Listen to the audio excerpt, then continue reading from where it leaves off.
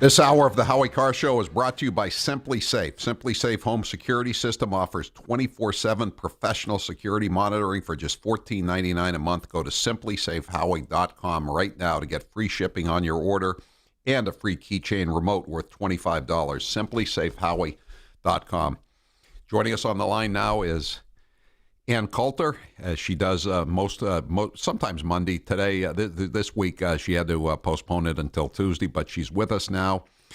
Coulter, and she's going to be with me or with us at the Kowloon in about 10 days from now on Friday night. We'll be doing the show live from the Kowloon.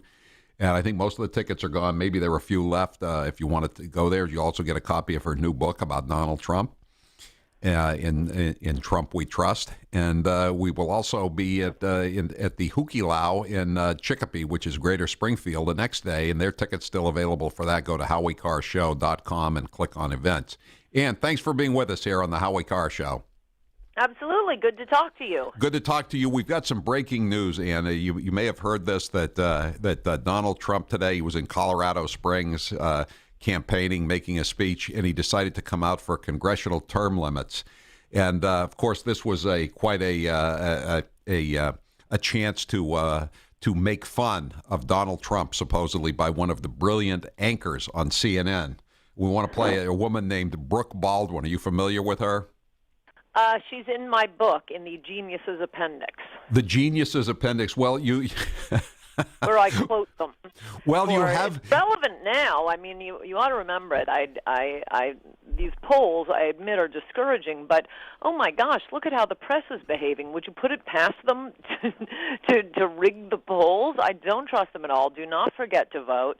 But particularly looking through whatever it was, 8 months of the Republican primaries, all of the same people saying that Trump has, 0.01% chance of winning the presidency now, said the exact same thing about his chances of winning the nomination. Well, let me give you a new addition to the Geniuses section under Brooke Baldwin here. This just happened about an hour ago, Ann. Listen. Correct me. There already are term limits, so what does he mean? She's talking about congressional term limits. Fantastic. Yeah. That's fantastic. Play it, and then we'll play, and then you got the whole thing, so we can play just, this is Dana Bush. There was another major announcement that Trump out, Dana, if he said what we just saw in our emails. So let me just relay this to everyone, that apparently from the Trump camp, there is another major announcement that Trump will make today as part of his pledge to, quote, drain the swamp. We keep hearing drain the swamp in Washington. He says, if I'm elected president, I will push for a constitutional amendment to impose term limits on all members of Congress. Correct me, there already are term limits, so what does he mean? This is Dana Bash. Right. Well, there are term limits on the presidency, of course, and one of the big debates for some time has been whether or not. She's a good team player, Dana Bash. She's trying to bail her out, right? Wow. The problem is when someone's drowning, sometimes you try to help them out, they drag you down too, and you end up drowning. That's the problem. Yes, no, that's very true. Do you think maybe CNN should drain the swamp of stupid anchors? Well, what I especially like about the stupidity here, and there are many instances of it, is that it's attached to smugness. Even when you're right, I don't think smugness is ever considered a desirable human attribute. I've never heard anyone say, I really like that show. I just wish that Rachel were more smug. I think we need more smirking on MSNBC or on CNN. That is, for all their open borders and mass immigration enthusiasm, one thing I will say about Fox News is they do not smirk. No. Unless they've started to in the last year, since I haven't been watching. No, they well, maybe a little more smirking than they used to do, but I don't think they smirk very much. But listen, I got one more to play for you, Ann. This is another one of your favorites and my favorites. It's John Kerry. He's talking about the amazing cultural contributions that the as he would put it, the Italians have made to our civilization. He's with the Prime Minister of Italy today. Listen to this. You visit almost any college campus on a Friday night, and you'll see a toga party. He did not. I can't make this stuff up. I mean, this is the same guy who said the Iraqi army was so bad they could be beaten by the Italians. Remember that? I mean, he doesn't. Oh, wow, this is a I'd guy forgotten who. that. Well, I will say, I think it's worth making a little footnote here, since this is what the election is really about, immigration, and the trade deals, but immigration.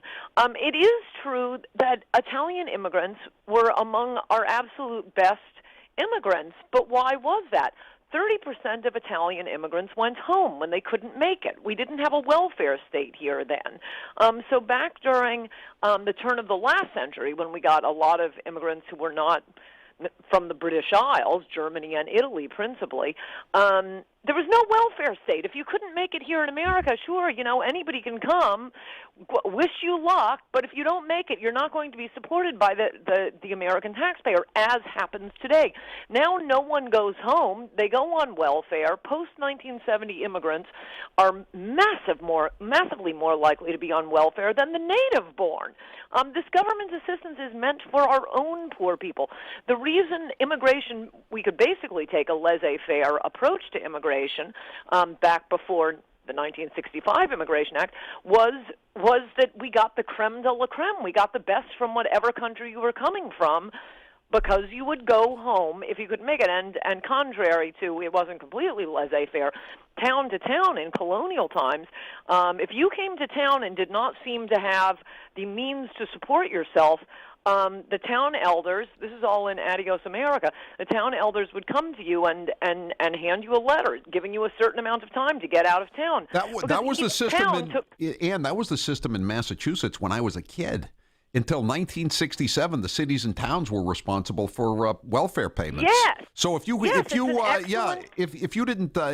you were not working and you were grabbing money, all your neighbors, the people that lived across the street from you, the people who lived next door to you, they were paying to support you.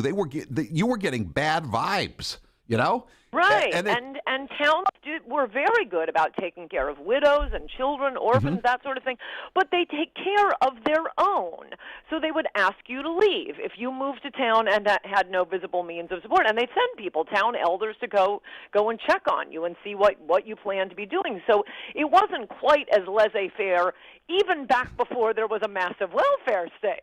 Right. Well, Steve just told you about this, but we broke a story last night. There was a one of these Muslim markets in Portland, Maine, where I was born, actually, and an affidavit was filed last April.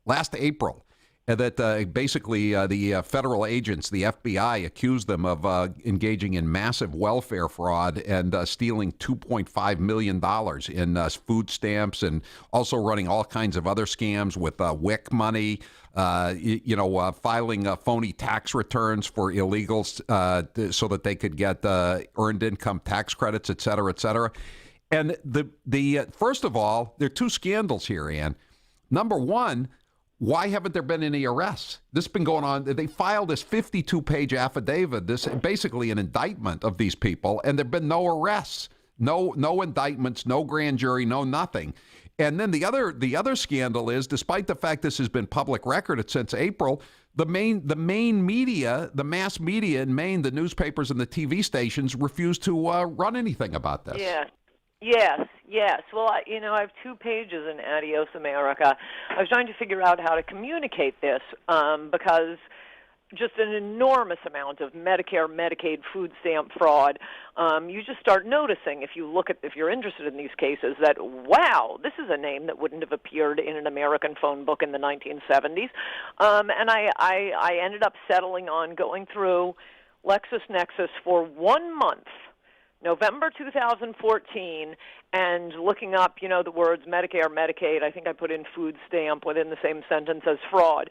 And I printed all of the names, and it had to be convicted, arrested, what the evidence was. I went through 1 month, and you have to see the names. It goes on for 2 pages. That took me like a full day recording the audiobook because I didn't know how to pronounce any of the names. Yeah, It is a specialty of what one of the wonderful things about Donald Trump is this attack on political correctness And it is so much more than specific words. It is the political correctness that teaches Americans that we have the worst culture. We are the most oppressive.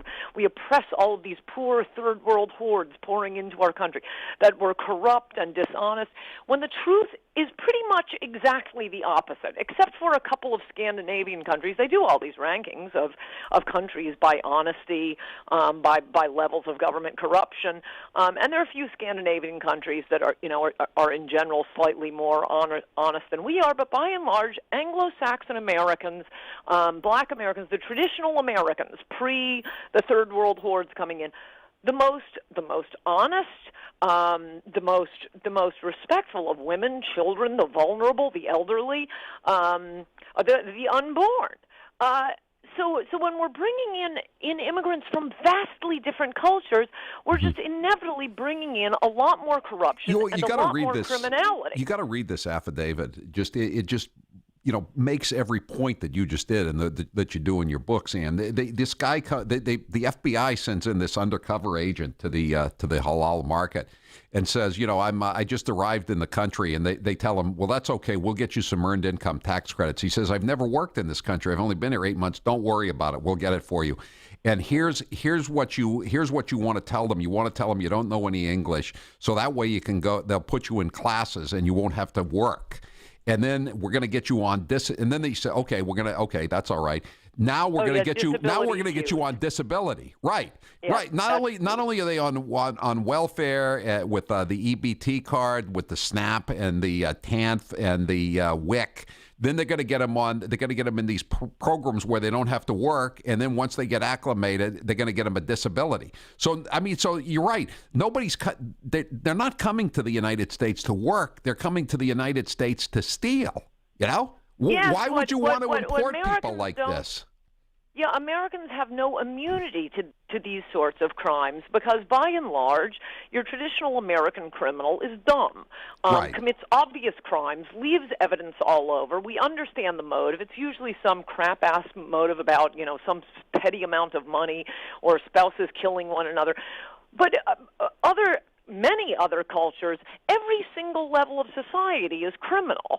So now we're getting smart criminals coming in, figuring out how to work the system and steal from Medicare and Medicaid. I mean, I'm sorry, but Trump is right. We don't need Paul Ryan cutting back on Social Security and cutting back on Medicare and cutting back on Medicaid. What we need is Donald Trump to stop this dump of low-wage workers and third world, very backward cultures on the country. They're bringing in their elderly relatives, immediately going on Social Security, Medicare, or Medicaid. And also, an awful lot of them, more than our native-born, are committing massive frauds. I know. After we broke the story last night, Ann, I got an email from a guy I know who he got out of prison about a year ago. He lent his van to somebody, and he ended up doing 9 months in a federal institution. It was nothing. It was child's play compared to what these people are doing in Portland, Maine. And I don't think they're ever gonna be indicted, let alone imprisoned.